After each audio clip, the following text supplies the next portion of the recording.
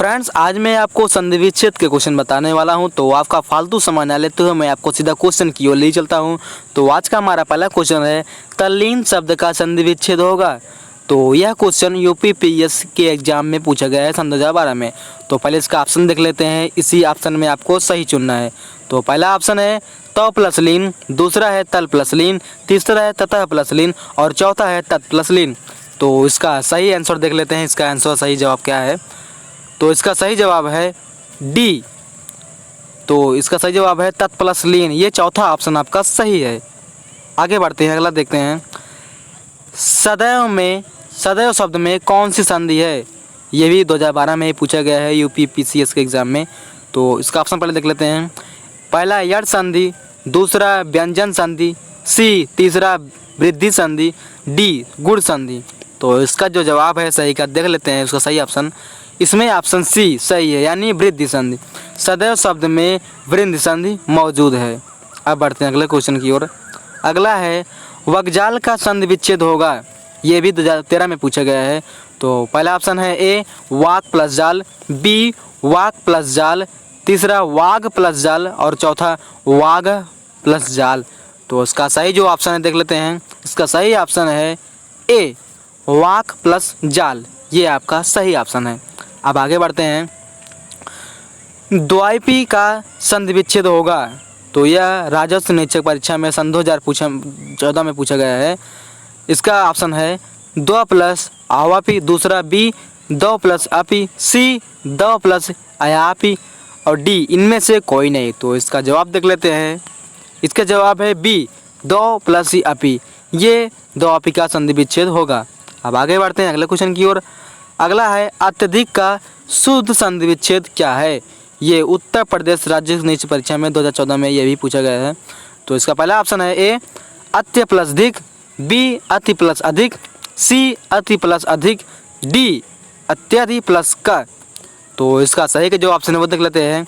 इसका सही है बी, उत्तर बी, इसका ऑप्शन बी सही है, अति प्लस अधिक, यह अत्यधिक का संधि विच्छेद होगा। अगला क्वेश्चन, निम्नलिखित में से कौन विसर्ग संधि है।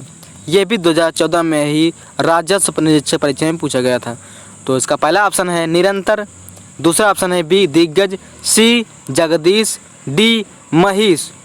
तो इसका जवाब देख लेते हैं, इसमें कौन सा ऑप्शन सही होगा। तो इसमें ए ऑप्शन निरंतर ऑप्शन इसमें सही होगा। इसमें विसर्ग संधि में निरंतर ऑप्शन सही है। अब आगे बढ़ते हैं। इति प्लस आदि बराबर इत्यादि में कौन सी संधि है। ये भी 2014 में पूछा गया है। तो इसका पहला ऑप्शन है यड़ संधि, बी दीर्घ संधि, सी गुण संधि, डी आयात संधि। तो इसमें आपको सही चुनना है, कौन सा सही ऑप्शन है। तो सही का देख लेते हैं। सही का है इसमें ऑप्शन ए यड़ संधि। इति प्लस आदि में यड़ संधि मौजूद है। अब आगे बढ़ते हैं, अगला देख लेते हैं। मनोहर शब्द में संधि है। ये भी 2014 में पूछा गया है। तो पहला ऑप्शन है ए स्वर संधि, बी विसर्ग संधि, सी व्यंजन संधि, डी दीर्घ संधि। तो इसका जो सही का ऑप्शन है देख लेते हैं। इसका सही का ऑप्शन है बी, इसमें विसर्ग संधि मौजूद है। मनोहर शब्द में विसर्ग संधि है, बी ऑप्शन आपका सही ऑप्शन है। अब आगे बढ़ते हैं, अगला क्वेश्चन देखते हैं। निम्नलिखित में से एक कथन गलत है, तो वही आपको पहचानना है। तो पहला ऑप्शन है ए संधि में दो पक्षों का मेल होता है, दूसरा बी संधि तोड़ने को विच्छेद कहते हैं, सी समास में पदों को प्रत्यय समाप्त कर दिए जाते हैं, डी समास तोड़ने को विग्रह कहते हैं। तो इसमें क्या ऑप्शन एक गलत है वही आपको चुनना है। तो इसका गलत ऑप्शन देख लेते हैं। इसमें ए संधि में दो पक्षों का मेल होता है, ये ऑप्शन बिल्कुल गलत है। अब आगे बढ़ते हैं, 10वां क्वेश्चन देखते हैं। निम्नलिखित में से एक कथन गलत है, इसमें भी आपको गलत कथन को पहचानना है। तो इसको पहले देख लेते हैं ऑप्शन इसका। पहला ऑप्शन ए दो वर्गों के मेल से होने वाले विकार को संधि कहते हैं। ऑप्शन बी दो स्वरों के मेल से उत्पन्न विकार को स्वर संधि कहते हैं। ऑप्शन सी व्यंजन से स्वर अथवा व्यंजन के मेल से उत्पन्न विकार को व्यंजन संधि कहते हैं। डी विसर्ग के साथ विसर्ग के मेल से उत्पन्न विकार को विसर्ग संधि कहते हैं। तो इसका सही का ऑप्शन देख लेते हैं। इसमें डी सही का ऑप्शन है, यानी विसर्ग के साथ विसर्ग के मेल से उत्पन्न विकारों को विसर्ग संधि कहते हैं। अगला, पुरस्कार में कौन सी संधि है?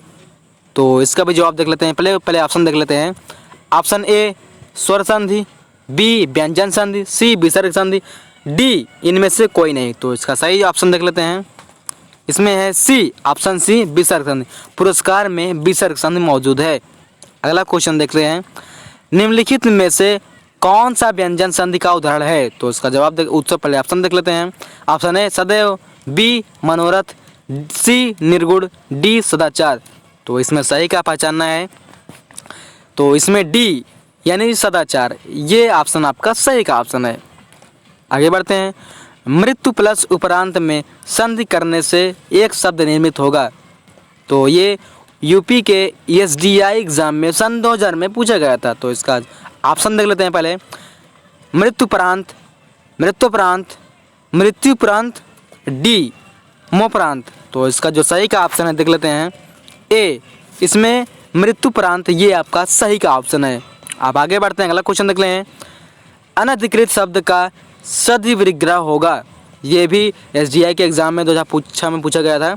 तो पहला ऑप्शन है ए अन प्लस अधिकृत, दूसरा अन प्लस अधिकृत, तीसरा सी अन्य प्लस अधिकृत, डी अन्नधि प्लस कृतं। तो इसका सही का ऑप्शन देख लेते हैं कौन सा सही का ऑप्शन है। तो इसमें बी अन प्लस अधिकृत, ये आपका सही का ऑप्शन है। अब आगे बढ़ते हैं। कपि प्लस इस का सही संधि संयोजन कीजिए। तो इसका पहले ऑप्शन देख लेते हैं। ए कपिस, बी कपीस, सी कपेस, डी कपिसी। तो इसका सही का ऑप्शन देख लेते हैं। इसमें सही का ऑप्शन है बी कपीस, ये कपीस का सही संधि विच्छेद होगा। आगे बढ़ते हैं। विसर्ग के साथ स्वर अथवा व्यंजन के संयोग से जो विकार उत्पन्न होता है उसे किस संधि के नाम से जानते हैं? तो इसका जवाब पहले ऑप्शन देख लेते हैं। स्वर संधि, बी व्यंजन संधि, सी विसर्ग संधि, डी इनमें से कोई नहीं। तो इसका जवाब है सी विसर्ग संधि। तो फ्रेंड्स, ये रहे कुछ संधि विच्छेद के क्वेश्चन जो कॉम्पिटिशन के एग्ज़ाम में, टेट के एग्ज़ाम में, सुपर टेट के एग्ज़ाम में पूछते हैं। मैं और भी क्वेश्चन बताऊंगा कल। विषय यही संधि विच्छेद के क्वेश्चन मैं आपको और भी बताऊंगा। अगर उसके लिए आप क्वेश्चन चाहते हैं और तो हमारे चैनल को सब्सक्राइब करें और बेल आइकन जरूर प्रेस करें ताकि जो भी कॉम्पिटिशन की वीडियो अपलोड करूँ उसका नोटिफिकेशन आप तक सबसे पहले पहुँचे।